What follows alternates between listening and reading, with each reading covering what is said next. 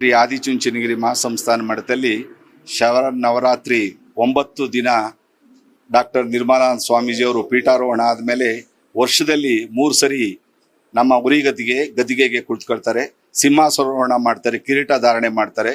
ಜಗದ್ಗುರುಗಳಾದವರು ಈ ರೀತಿ ನಡ್ಕೊಳ್ಳೋದು ಬಹಳ ಶ್ರೇಷ್ಠವಾಗಿರ್ತದೆ. ಅದರಲ್ಲಿ ನಮ್ಮ ಆದಿಚುಂಚನಗಿರಿ ಮಠದಲ್ಲಿ ಪ್ರತಿ ವರ್ಷ 3 ಸರಿ ಜಾತ್ರೆ, ಶಿವರಾತ್ರಿ, ನವರಾತ್ರಿ ಈ 3 ದಿನಗಳ ಕಾಲ ವರ್ಷದಲ್ಲಿ 3 ಸರಿ ಜ್ವಾಲಾಪೀಠ ಮತ್ತು ಸಿಂಹಾಸನ ಕಿರೀಟ ಧಾರಣೆ ಮಾಡ್ಕೊಂಡು ಕೂತ್ಕೊಳ್ತಾರೆ.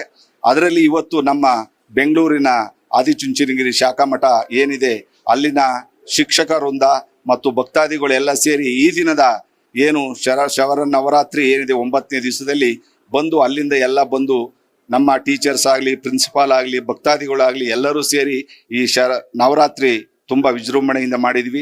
ಪೂಜ್ಯ ಡಾಕ್ಟರ್ ನಿರ್ಮಲಾನಂದ ಸ್ವಾಮೀಜಿಯವರ ಆಶೀರ್ವಾದ ನಮ್ಮ ಎಲ್ಲ ಭಕ್ತವೃಂದಕ್ಕೆ ಮತ್ತು ನಮ್ಮ ಶಿಕ್ಷಕ ವರ್ಗಕ್ಕೆ ಅವರ ಮನಸಾಪೂರ್ವಕವಾಗಿ ಪ್ರೀತಿಪೂರ್ವಕವಾಗಿ ನಾನು ನಮ್ಮೆಲ್ಲರ ಪರವಾಗಿ ಅವರಿಗೆ ಅಭಿನಂದನೆಗಳನ್ನ ಸಲ್ಲಿಸ್ತೀನಿ. ಯಾಕೆಂದರೆ ಈ ಅವಕಾಶ ನಮಗೆಲ್ಲ ಸಿಗೋದು ಬಹಳ ಅಪರೂಪ. ಎಲ್ಲರೂ ಅವ್ರದ್ದೇ ಆದ ಕಾರ್ಯಕ್ರಮದಲ್ಲಿ ಇರ್ತಾರೆ, ಟೀಚರ್ಸ್ ಆಗಲಿ, ಪ್ರಿನ್ಸಿಪಾಲ್ ಆಗಲಿ ಯಾವುದೇ ರೋಲಲ್ಲಿ ಇರ್ತಾರೆ.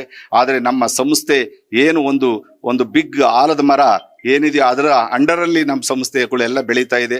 ಆ ಸಂಸ್ಥೆ ನೋಡಬೇಕು ಅಂತ ನಮ್ಮ ಶಿಕ್ಷಕ ವರ್ಗ, ಪ್ರಿನ್ಸಿಪಾಲ್ರು, ಎಲ್ಲ ಭಕ್ತಾದಿಗಳು ಸಹ ಬೆಂಗಳೂರಿನಿಂದ ಬಂದಿದ್ದೀವಿ.